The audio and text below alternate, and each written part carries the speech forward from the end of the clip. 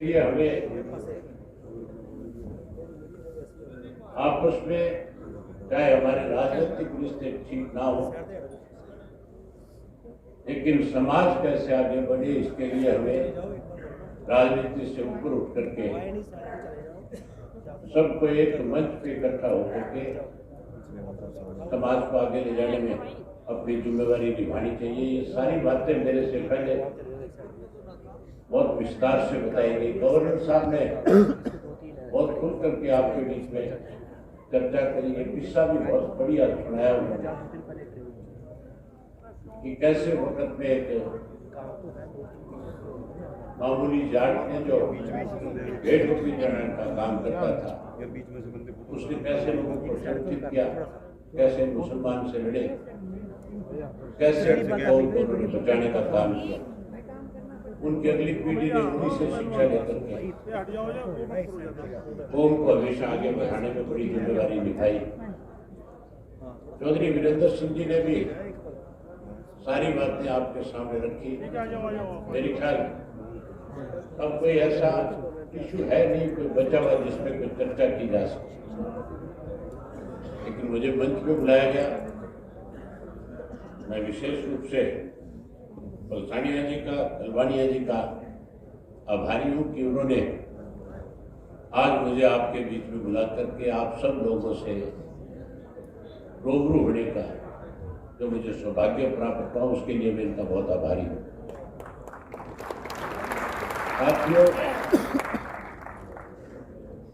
शिक्षा की बात चली, बिजनेस की बात चली कि हमें अपने बच्चों को शिक्षित करना चाहिए, हमें बिजनेस में आगे बढ़ना चाहिए। विदेश साहब एक मेरे साथी ने, मेरे बहुत अच्छे मित्र हैं, बहुत लंबे समय से मेरा उनसे रिश्ता रहा है, उन्होंने भी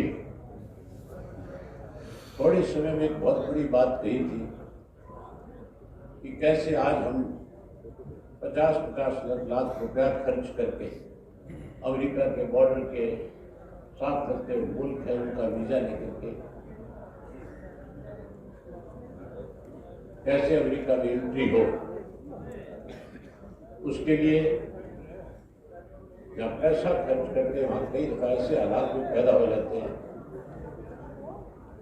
कि जो बच्चे यहाँ से जाते हैं वो अपने मुकाम तक पहुँचने से पहले परमात्मा को प्यारे हो जाते हैं। बहुत मुश्किल तरीका है। उन्होंने जो बताया कि हमें अपने बच्चों को एजुकेट करके, पढ़ा लिखा करके, अच्छी डिग्रियां दिला करके इस योग्य बनाना चाहिए कि वो कम से कम जब विदेश में जाना चाहे तो उनकी डिमांड हो वहाँ पे कि उनको वहाँ की कंपनियां सवेर यहाँ से वीजा दे करके उन मुल्कों में जॉब दे। बात बहुत बढ़िया थी और उन्होंने ये भी कहा कि हमें इस लायक बच्चे बनाने चाहिए कि हमें यहाँ पे भी किसी किस्म की दिक्कत नहीं आना चाहिए। लेकिन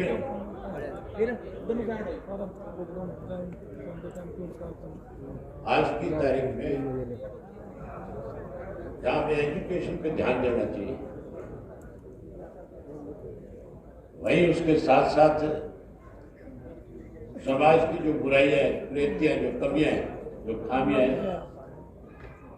उनको भी दूर करने के लिए हमें आपस में मिल बैठ करके फैसले लेने चाहिए ताकि हमारा समाज भी और आगे बढ़ सके। हमारा समाज जो है, जाट जो है विशेष करके, उसने हमेशा दूसरे की मदद में आगे बढ़ने का काम किया। मैंने बहुत सारे ऐसे इत्तेफाक देखे हैं जब कोई किसी की मदद के लिए आगे नहीं आता तो हमारी कम्युनिटी के लोग जो है वो कहीं ना कहीं आगे बढ़ करके न केवल मदद करता है बल्कि वो इस तरह से मदद करता है कि जैसे उसके खुद के अपने किसी सदस्य के साथ कोई दुर्घटना हो रही है और कैसे वो उसकी मदद करे। वो अपना सब कुछ दांव पे लगा करके भी दूसरे की मदद करने के लिए हमेशा आगे रहता है। अभी बात चल रही थी चौधरी छोटू राम की। चौधरी छोटू राम जब पंजाब के अंदर मिनिस्टर हुआ करते थे, उन्होंने कैसे किसान कौम को मजबूत किया जाए, कैसे किसान को ताकत मिले, उसके लिए जहां किसान को एक नारा दिया था,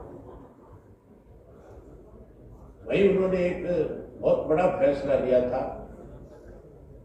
उस फैसले का जिक्र मेरे ख्याल मेरे आने से पहले किसी ने किया होगा तो अलग बात है। एक बार किसान के खेत के गेहूं पक करके तैयार हो गई, वो रेवेन्यू मिनिस्टर थे और उस वक्त के कोई गवर्नर जो थे,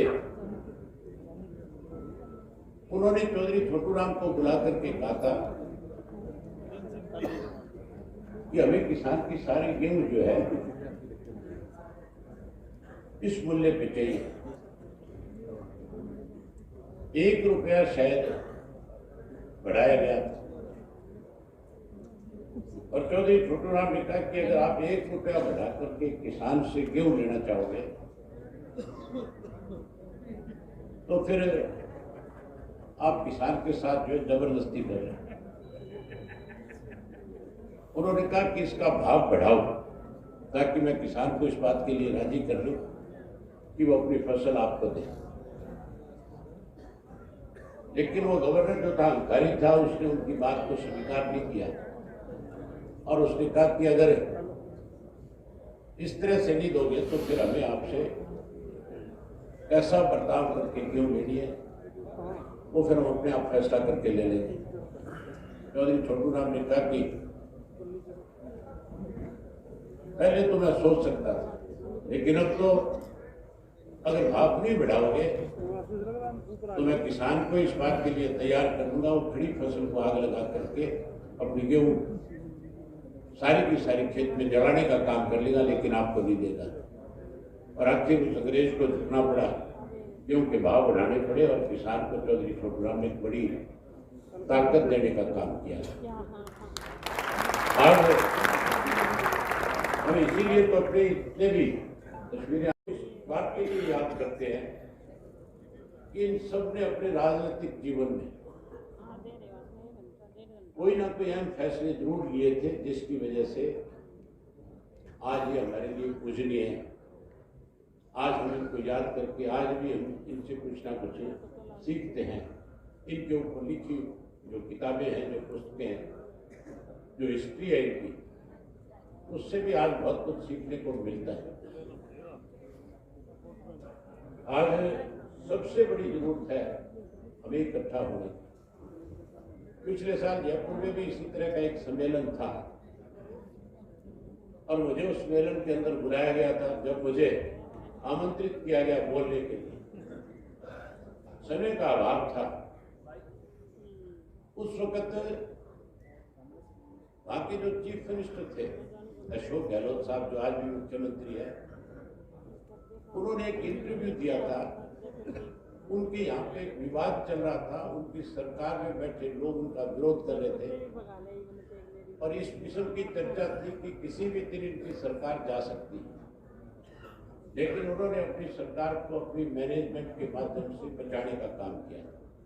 जब उनकी सरकार बच गई तो प्रेस के लोग जब उनके पास गए, उनसे एक इंटरव्यू लिया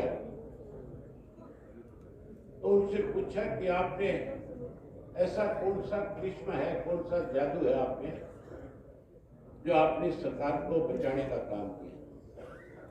बड़ी हैरानी की बात थी। उन्होंने अपने इंटरव्यू में कहा था कि मैं शहरी समाज का इकलौता व्यक्ति हूँ, माली समाज का इकलौता MLA हूँ और मैं तीसरी बार मुख्यमंत्री।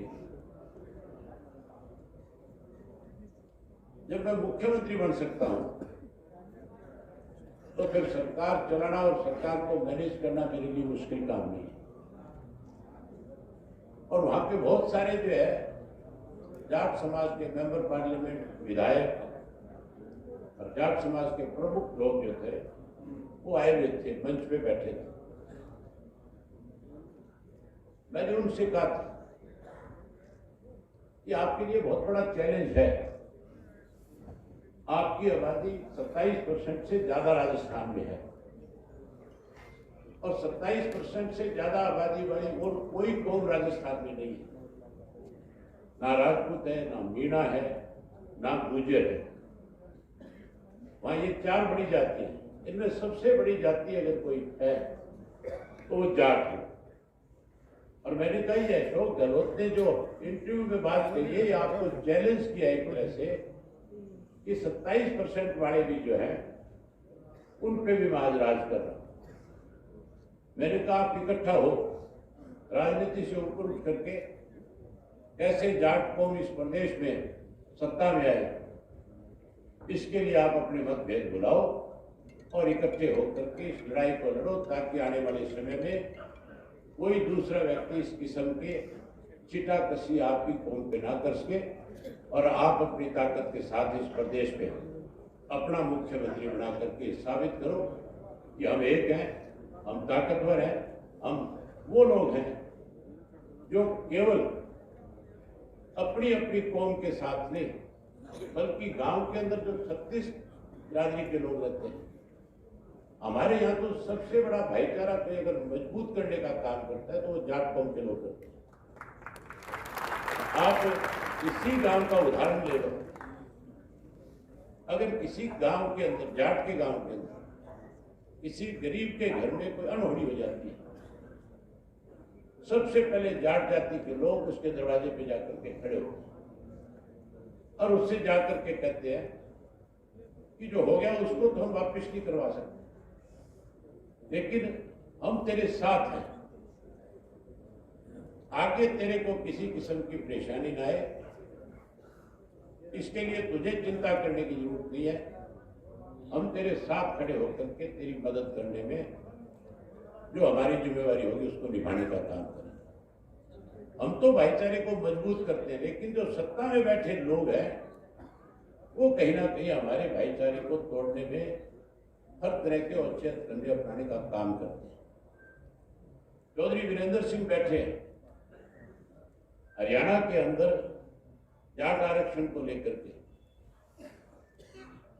बहुत लंबे समय से इस बात की मांग की जा रही थी कि जैसे राजस्थान के अंदर बैकवर्ड क्लास के अंदर जाट को प्रतिनिधित्व दिया गया है, जाट को आरक्षण दिया गया, उसी तरह हरियाणा में भी 10% जाट को आरक्षण दिया जाए। जाट पर ही उसके साथ 4 और कौम भी जोड़ी गई, जिसमें बिश्नोई था, जिसमें रोड था, जिसमें आपके जाट था, त्यागी था। इन सब के लिए मांग करी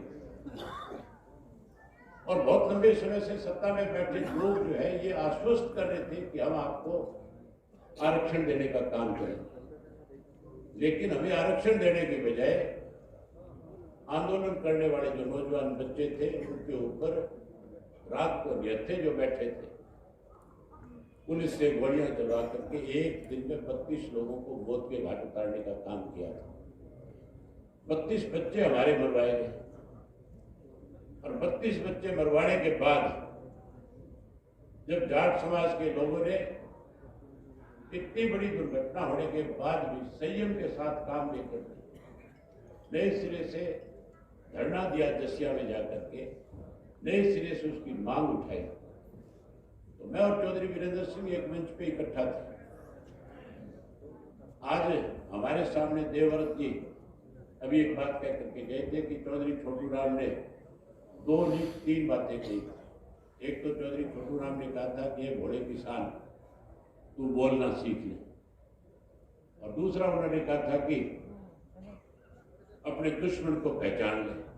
तीसरा उन्होंने ये भी जोड़ दिया साथ में कि अब जाट कम्युनिटी को जो है विरोध करने की बजाय सरकार में कैसे हिस्सा हो उसके लिए सरकार के साथ जुड़ना सीखे। उनका इशारा सीधा सीधा था कि मौजूदा जो सरकार है देश में या प्रदेश में, हमें उसके साथ चलना चाहिए। देवव्रत जी गुजरात में रहने लगे, हरियाणा में होते तो उनको पता होता कि हमारे साथ क्या हो रहा है, तो चले गए। मेरी बड़ी इच्छा थी कि वो बैठे होते तो मैं उनके सामने सारी बातें करता। हैरानी की बात है, हमारे ऊपर लाठियां बरसाई जाती है, हमारे ऊपर गोलियां चलाई जाती है। हमें चाहे कोई भी आंदोलन हो, अगर हम उस आंदोलन का हिस्सा होते हैं, यहाँ पे जब किसान आंदोलन चल रहा था, उस किसान आंदोलन के अंदर भी हमारी सरकार ने, हमारे मुख्यमंत्री ने यहां तक भी कहा था कि किसान आंदोलन नहीं है, ये जाट आंदोलन है। हमें तो उसमें भी अलग थलग करने की कोशिश करी, हमें अलग थलग करने की कोशिश की जाती है और हमें ये सिखाने की भी कोशिश की जा रही है कि हमें इस सरकार के साथ चलना चाहिए। हमें तो ये सीखना चाहिए कि हमारी अपनी सरकार कैसे बने। हम 30% है, हम किसी के पीछे नहीं लगना चाहते, कोई हमारे पीछे लगे तब जाकर के आप ये मान के चलो हम 30% वाले, किसी 5% 10% वाले के पीछे लग करके क्या अपनी ताकत को कमजोर करना चाहते हैं? कमजोर करना चाहते हो क्या आप लोग? हाँ, तो हमें तो कैसे हमारा राज बढ़े, कैसे हम सत्ता में आए, कैसे हम अपनी सरकार चलाए। हमारे से पंजाब के लोग बहुत समझदार हैं। पंजाब के लोगों ने कभी भी ऐसा फैसला नहीं होने दिया कि वहां जट सिंह के स्वयं को दूसरा चीफ मिनिस्टर बन जाए। मैं आपको एक किस्सा बताता हूं। इससे पिछला जो चुनाव था पंजाब के अंदर, उस वक्त भी इस किस्म के हालात थे, इस किस्म की चर्चा थी कि आप पार्टी सत्ता में आए। और उस वक्त में केजरीवाल ने किसी का चीफ मिनिस्टर का नाम तय नहीं किया था। उसकी नीयत यह थी कि दाव लगे कहीं ना कहीं तू पंजाब का चीफ मिनिस्टर बने।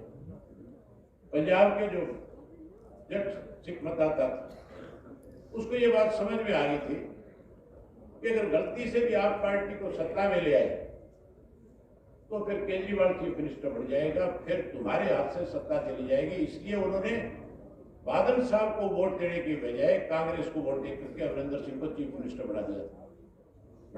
नहीं बना दिया था। अब की बार जो है भगवत मान का जब नाम आ गया था तो फिर वहां के जो मतदाता थे वो कांग्रेस से भी परेशान हो चुके थे और वो अकाली दल को भी सत्ता में नहीं लेकर आने देना चाहते थे। बावजूद उसके उन्होंने, क्योंकि भगवत मान का नाम आ गया था, एक जट सिंह का नाम आ गया था, इसलिए उन्होंने आप पार्टी को सत्ता में लाने का काम किया। सत्ता में कैसे आओ, इसके लिए हम सबको सोचना चाहिए। हम सबको उसको, कौन आपकी ताकत बन सकता है, कौन आपको आगे बढ़ा सकता है, कौन आगे लेकर के जा सकता है। हम चौधरी छोटू राम को क्यों याद करते हैं? इसीलिए करते हैं ना कि चौधरी छोटू राम जब सत्ता में थे तो उन्होंने आपकी कम्युनिटी के लिए बहुत अच्छे काम किए थे, बहुत अच्छे फैसले लिए, इसीलिए याद करते हो ना। चौधरी चरण सिंह को हम क्यों याद करते हैं? उन्होंने किसानों की बहुत बड़ी लड़ाई लड़ी, बहुत बड़ी पैरवी की, प्रधानमंत्री के पद पर रह करके अच्छे फैसले लिए, यूपी के चीफ मिनिस्टर के तौर पर उन्होंने बहुत अच्छे काम किए।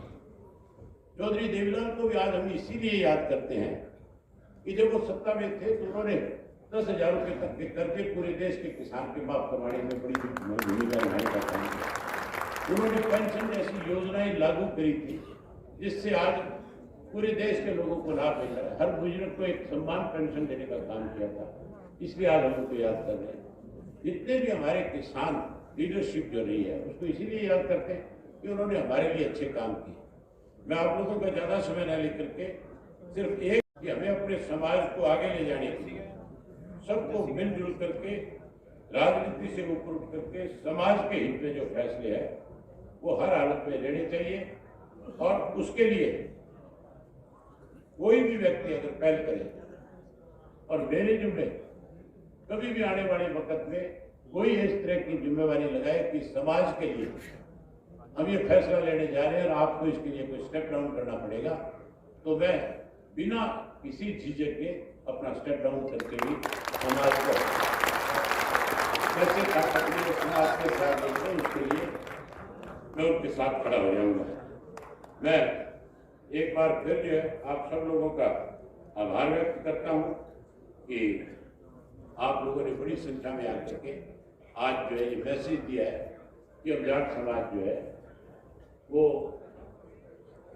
आने वाले समय में बहुत सी चीजों को आज समझ चुका है और आने वाले समय में हम फिर इकट्ठा होकर के कोई अच्छा फैसला ले जिससे हमारा समाज बढ़े, हमें राजनीतिक ताकत मिले, हमारी राजनीतिक पहचान बढ़े, हमारी व्यापारिक पहचान बढ़े, हमारी सोशल पहचान बढ़े और लोगों के मन में हमारी कौम के प्रति एक विश्वास बढ़े।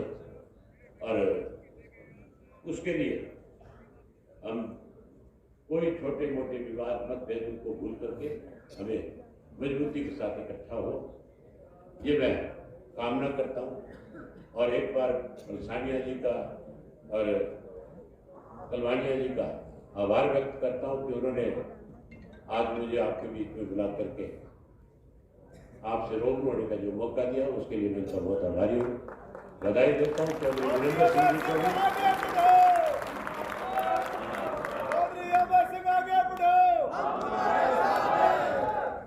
नारे लगाने से कोई आगे नहीं बढ़ता, आगे तो तब बढ़ेगा जब तुम सब लोग बढ़िया फैसला करोगे।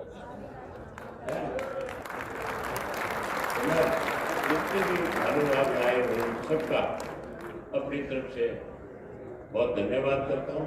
विशेष रूप से जो विदेशों से आए मैं उनका भी आभार व्यक्त करता हूँ कि आपने समय निकाल करके अपने समाज को कैसे आगे बढ़ाया जाए, समाज को एक नई दिशा देने का काम किया, इसके लिए आप सब आभारी हैं।